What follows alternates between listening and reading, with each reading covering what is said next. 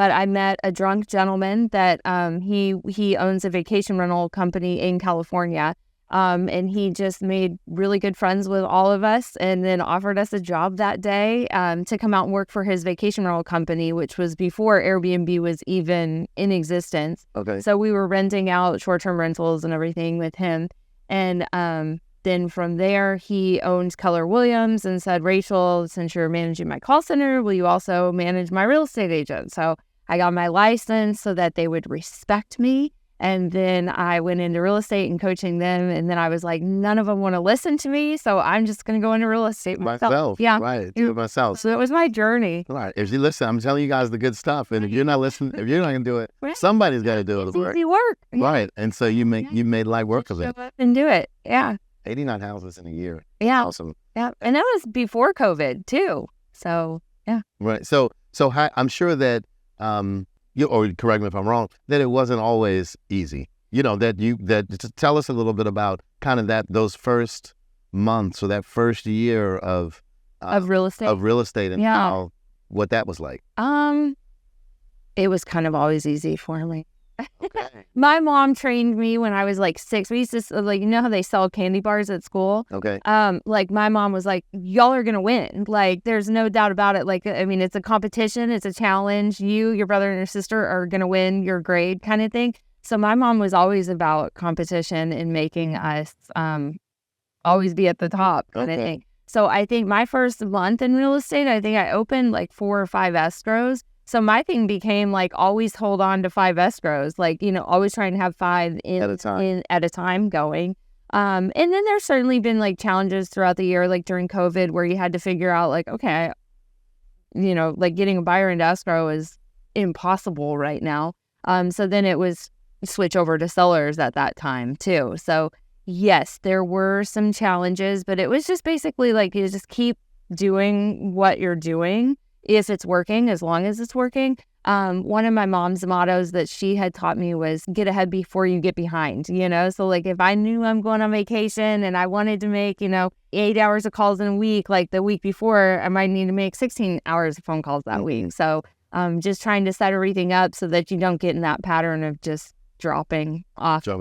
Yeah. So it sounds like, so growing up in a competitive household, right. Sounds like, so how did you and your siblings growing up, right. How did you guys interact with this healthy competition? Almost fostering. It was healthy, but my brother was always the loser. Like he was the older brother and I was the middle and my sister was the younger one. So at the time, like we were like the younger girls, so like my brother would go up to a house and try and sell a candy bar and then people would be like, nah, I don't want it. And then me and my sister would follow up and they'd be like, we'll take the whole box. Right. So he was really kind of like butthurt about it a little bit and sad. But we always like kind of split it and like helped him out too. So like if we would sell our box out first, we'd be like, all right, let's go sell Brandon's box too. So like he didn't get off the hook and like get to watch us do it, but he so you guys got to help. You guys still work together. Right. So then when he won his award, did you guys take some of the credit? Yeah, right. Well, we get to go to dinner with the principal too. Right. Yeah. No, principal wouldn't allow that. All right. So that would be cheap. Right. Yeah. Right. Exactly. Yeah. So we were a team, but not really a team. All right. Yeah. Cool. So that set the stage right. for your real estate business. Mm-hmm. And so you went from so you said you were at the Kentucky Derby. Are you from that area? Yes, I'm from Louisville, Kentucky. Louisville. They got so many different ways to say it. Yeah. Louisville. I don't even know how it actually is pronounced. My captain in college on the wrestling team was from Louisville. Yeah. Yep. Kentucky state champ. My dad was a wrestler too. Okay. Yeah. Good my dad might have been could have been my coach, right? Coach Con. Right. Yeah, right. All right, no, good stuff. So you went from Kentucky and then you uprooted and moved to California. Yep. And pursued this real estate career, which turns out was a good choice. Right, because when I was getting out of college, it was during that time of like it's so hard to get a job. I don't know if you remember those days, like not too long ago, but it was hard to get a job within your career, when you were right out of college. So to have this guy that owned his own company offer you a job in like management and marketing, which is what you just graduated from, it was like so that was what you were going to school for.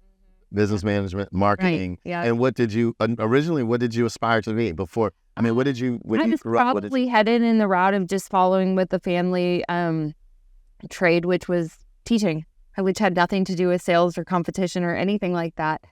Because I actually was teaching at the time at elementary school. Yeah. school teachers make excellent realtors? Yeah.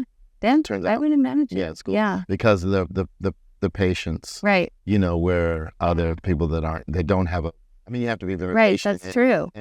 And be a servant and really take your time with the student. If you want to make sure that all the kids grasp, you know, of course, the smart kids are going to grasp it. Sometimes the work is put in with. Yep. And that seems to be the people I gravitate towards is let's get there. Yeah. Not the like quick ones.